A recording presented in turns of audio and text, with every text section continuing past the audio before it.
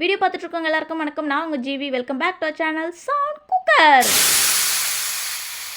இன்றைக்கி நம்ம சேனலில் பார்க்க போகிற ரெசிபி என்னென்னு பார்த்தீங்கன்னா, சூப்பரான ஒரு டிஃபன் ஐட்டம் பூரி வித் உருளைக்கிழங்கு குருமா. உருளைக்கிழங்கு குருமா செய்கிறதுக்கு முதல்ல ஒரு 4 உருளைக்கிழங்கு எடுத்து 2ஆக கட் பண்ணி குக்கரில் போட்டுக்கிறேங்க. உருளைக்கிழங்கு நல்லா கழுவிட்டு சேர்த்துக்கோங்க.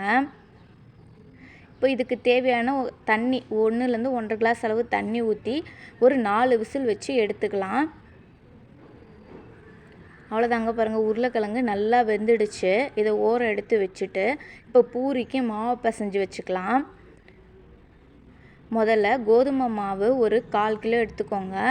அதோட உப்பு 1 ஸ்பூன் உப்பு, தேவையான அளவுக்கு எண்ணெய், இது ரெண்டும் சேர்த்து பிசைஞ்சிங்கன்னா மாவு நல்லா சாஃப்டாக வரும். இதுக்கு சுட தண்ணிலாம் ஊற்ற வேணாங்க, பச்சை தண்ணியே போதும். இது பாருங்கள், இந்த அளவுக்கு பிடி அளவுக்கு வந்துருச்சுன்னா நம்ம கொஞ்சம் கொஞ்சமாக தண்ணி சேர்த்து பிசைஞ்சு விட்டுக்கலாம். அதாவது உப்பும் எண்ணெயும் சேர்த்து பிடிக்கிற அளவுக்கு பிசைஞ்சு விட்டுட்டு அதுக்கப்புறமா கொஞ்சம் கொஞ்சமாக தண்ணி சேர்த்து பிசையணும். இப்போ மாவு நல்லா ரெடி ஆயிடுச்சு. இது ஒரு 1 ஹவர் ஊற வச்சுடுங்க. ஒரு கடாயில் தேவையான அளவு எண்ணெய் ஊற்றி பட்டை, கிராம்பு, 2 பிரியாணி இலை சேர்த்துக்கலாம். சேர்த்து நல்லா வதக்கிக்கோங்க. 2 பச்சை மிளகா சேர்த்துக்கோங்க. அதோட கொஞ்சம் கருவேப்பிலை சேர்த்துக்கலாம். இதெல்லாம் நல்லா பொரிஞ்சு வந்ததுன்னா குருமா நல்லா ரொம்ப வாசனையாக இருக்குங்க. இப்போ இதோட ஒரு மீடியம் சைஸ் வெங்காயம் 3 வெங்காயம் கட் பண்ணி வச்சுருக்கேன், அதையும் சேர்த்துக்கலாம். வெங்காயம் நல்லா வதங்கி வரட்டும்.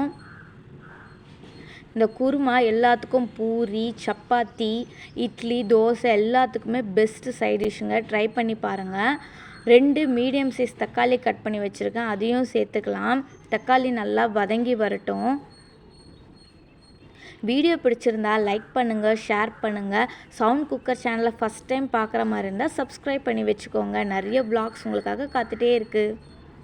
தக்காளி நல்லா வதங்கிடுச்சு. இதோட 2 ஸ்பூன் இஞ்சி பூண்டு பேஸ்ட் ஆட் பண்ணிக்கலாம். அது நல்லா பச்சை வாசனை போகிற அளவுக்கு நல்லா வதக்கி விட்டுக்கோங்க. இப்போது குழம்புக்கு தேவையான மசாலாலாம் சேர்த்துக்கலாம்.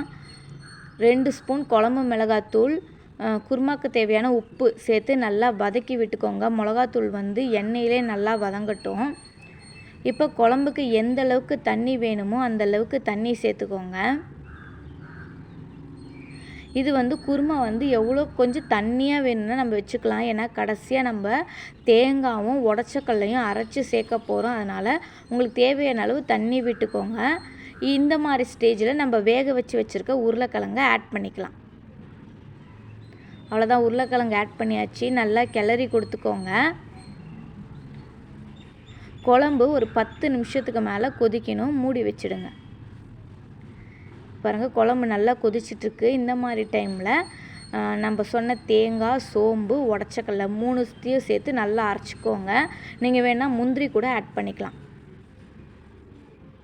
எண்ணெய் லைட்டாக பிரிஞ்சு வரும்போது நம்ம அரைச்சி வச்சுருக்க தேங்காவை இதில் சேர்த்துக்கலாம். அவ்வளோதான், ஒரு 5 மினிட்ஸில் கம கம கம்மன்னு வாசனையாக கறி குழம்பை மிஞ்சிற குருமா ரெடி ஆகிடும். பாருங்கள், முதல்ல விட இப்போ கொஞ்சம் கட்டி ஆகிடுச்சு.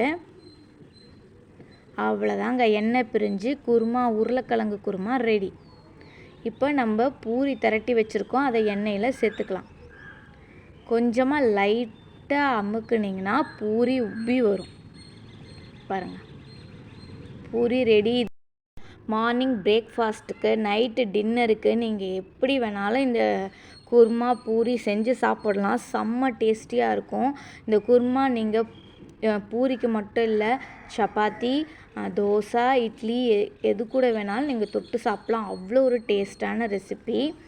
ட்ரை பண்ணி பாருங்கள். எப்படி இருந்ததுன்னு கமெண்ட்டில் சொல்லுங்கள். நீங்கள் கமெண்ட் பண்ண எங்களுக்கு ரொம்ப மோட்டிவேஷ்னலாக இருக்கும்.